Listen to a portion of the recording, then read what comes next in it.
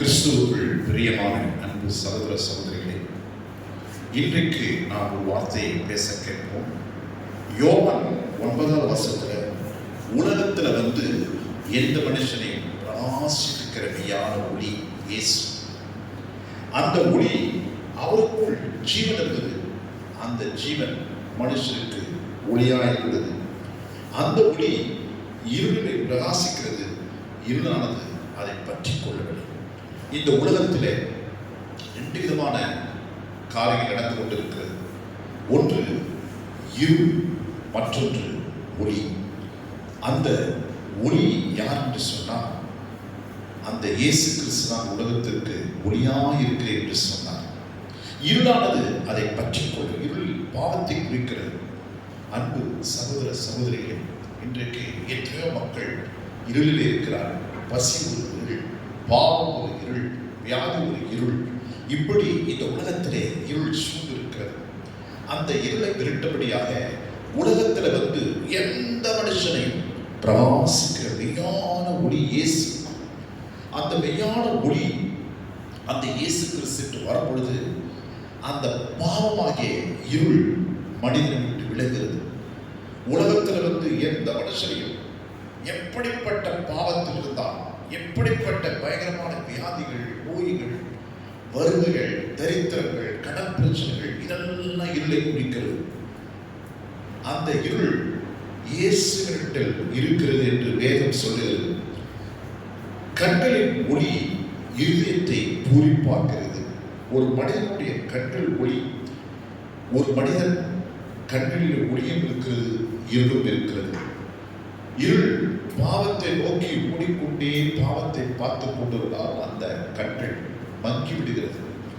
ஆனால் வேதம் சொல்லுகிறது, நீதிமொழிகளில் 15:30 கண்களின் ஒளி இருதயத்தை பிரகாசிக்கிறது. அதே வேதத்தில் சொல்லப்பட்டிருக்கிறது.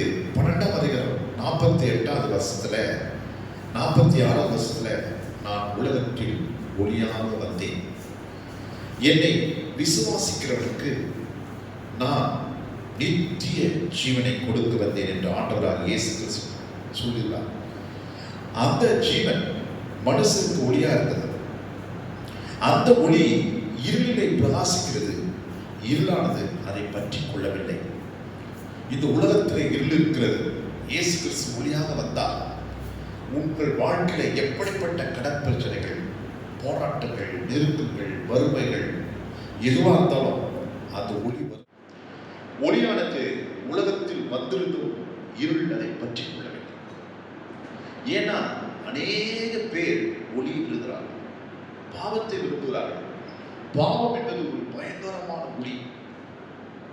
அந்த பாவத்தை விட்டு விலகும்படியாக இயேசு கிறிஸ்து இந்த உலகத்துக்கு அந்த இருளை போக்கும் ஒரு பரிகாரத்தை பண்ணினார். அதுதான் சிலுவை மரணம்.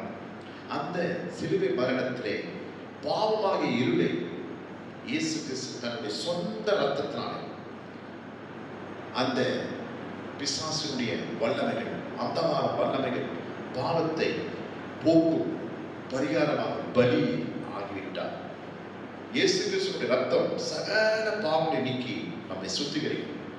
எல்லா மனிதருக்கும் ஒரு வழி வைத்திருக்கிறார். உலகத்தில் எந்த மனுஷனையும் பிரகாசிக்கிற மெய்யான ஒளி. பிரகாசிக்க முடியவில்லை, வாலிபர்களுக்கு பிரகாசிக்க முடியவில்லை.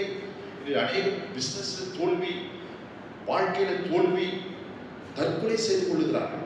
தற்கொலை எண்ணங்கள் வருகிறது. ஆனாலும் நான் உலகத்திலே எந்த மனுஷனையும் பிரகாசிக்கிற மெய்யான ஒளி.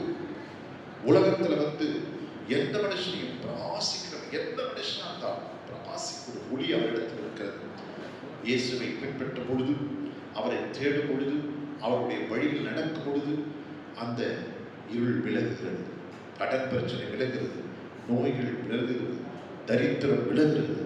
கிறிஸ்துவுக்குள் பிரியமான அன்பான சகோதர சகோதரிகளே, இந்த வேளையில் இந்த செய்தியை கேட்டுக்கொண்ட வாழ்க்கையில இயேசு உலகத்தில் எந்த மனுஷனையும் பிரகாசிக்கிற மெய்யான ஒளி. இருள் அந்த ஒளியை பற்றி கொள்ளவில்லை. அந்த ஒளியை பற்றி கொள்ளும் பொழுது அந்த ஒளி மனுஷனுக்குள் அது நித்திய ஜீவனை கொடுக்கிற ஒளியா இருக்கிறது. அதனால தான் சங்கீதத்தில் சொல்லப்பட்டிருக்கிறது, உமது முகத்தின் ஒளியை எங்கள் மேல் பிரகாசிக்கப்படும். பிதாவாகிய தேவன் குமாரனாகிய இயேசுவை பூமிக்கு ஒளியாக அனுப்பினார். வெளிச்சமாக வந்தார். இருளை போக்கும் வெளிச்சம், பாவத்தை போக்கும் வெளிச்சமாக வந்தார். அதுதான் சங்கீதக்காரன் சொல்லுகிறார், இந்த உமது முகத்தின் ஒளியை எங்கள் மேல் பிரகாசிக்கப்படும். அந்த ஒளி வரும் பொழுது ஒரு மனிதனுக்கு நித்திய ஜீவனை கொடுக்கிறது. அந்த மனிதனுடைய வாழ்க்கையில பிரகாசிக்கிறது. அவன் வாழ்க்கை பிரகாசிக்க ஆரம்பிக்கிறது. அதே போலதான் இன்றைக்கும் இந்த கடைசி நாட்களில் ஞானவான்கள் பிரகாசித்துக் கொண்டே இருப்பார்கள் வேதம் சொல்கிறது.